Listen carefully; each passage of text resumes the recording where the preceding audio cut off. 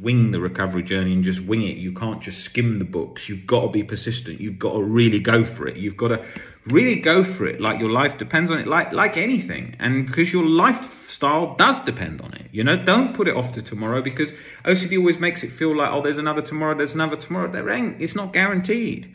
So you've really got to really go for it. Like if you run a business or you're an athlete or in anything, in just life. In life, you've got to go for it, because life is a survival thing. You've got to really go for life. Otherwise, it doesn't happen. People think, oh, these things will work out in the future if I just go along. No, they don't just happen. You've got to make it happen. Life is a sequence of nows that are just repeated over and over and over. It's a constant now that we're just repeating over and over and over, and that's changing our life how we want to change it. And with OCD, it's got to be like that.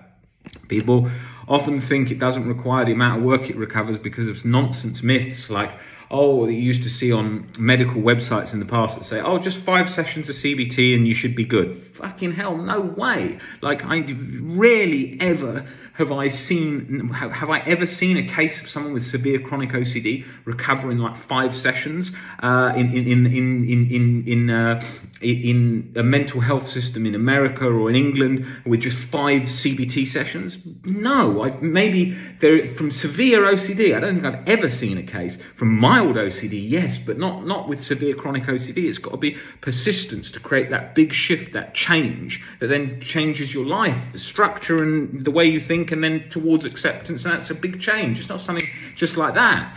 And that's so key to highlight, because otherwise there's just so much delusional stuff like, oh, you can just leave thoughts there and just read that in a book and off you go. That's crap. I tried that for years and years and years. I've seen thousands of people doing the same.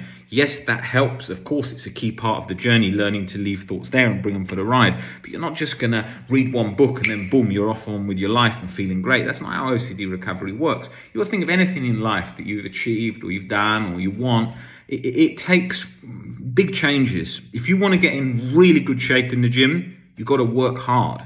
You've got to work hard. You've got to make it your lifestyle and your passion and everything you want to do. And that's like anything, if you're not getting the relationship you want, I'm not talking about relationship OCD, I'm talking about someone who's not even dating, you're going to have to make a real effort to date. And in this world today, everything wants it to be instant and relaxed. I'll just scroll this dating app and briefly set up a few dates. If you really want to have the relationships you want, you've got to put energy in. It's like when relationships break down, there's no energy.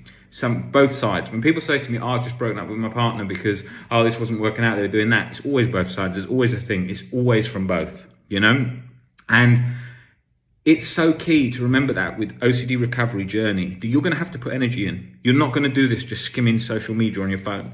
You're not going to do this just watching our videos lightly and then off you go, just skimming a couple of videos and off you go. That ain't how OCD recovery works. You've got to remember, OCD was a disorder that really was disabling for people's lives. You're not just going to quickly do it like that, okay? And that is the key message of today.